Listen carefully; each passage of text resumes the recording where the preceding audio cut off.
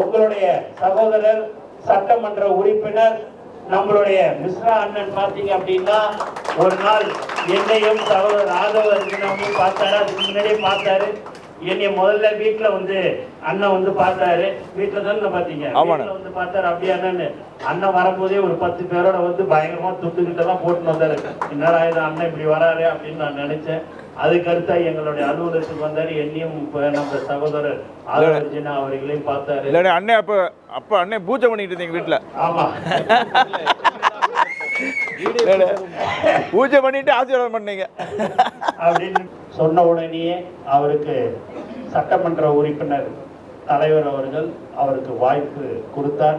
மக்களாகிய நீங்கள் அவரை வெற்றி பெற செய்தீர்கள். அதற்கு இந்த நேரத்தில் நான் உங்களுக்கு எல்லோருக்கும் நான் நன்றியை தெரிவித்துக் கொள்கிறேன். அண்ணன் மிஸ்ரா அவர்கள் சொன்னது போல ஒரு குடும்பமாக நாம் எல்லோரும் இருந்து அவர் ஒரு சட்டமன்ற உறுப்பினர் ஆயிட்டாரு.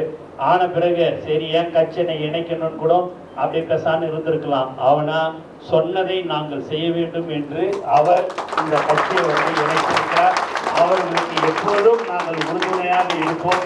ஆனா எங்க அண்ணனை பார்த்தேன், ட்ராக் பேண்ட் ஷூட்லாம் போட்டுன்னு குப்பை கிப்பெல்லாம் வாரிக்கின்னு அந்த இடத்தெல்லாத்தையும் சுத்தப்படுத்தினாரு.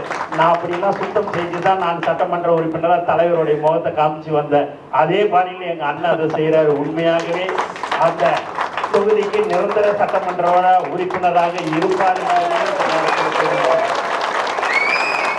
யார் ஒருவர் மக்களுக்கு சேவை செய்கிறார்களோ அவர்கள்தான் நிரந்தரமான ஒரு சட்டமன்ற உறுப்பினராக இருப்பார்.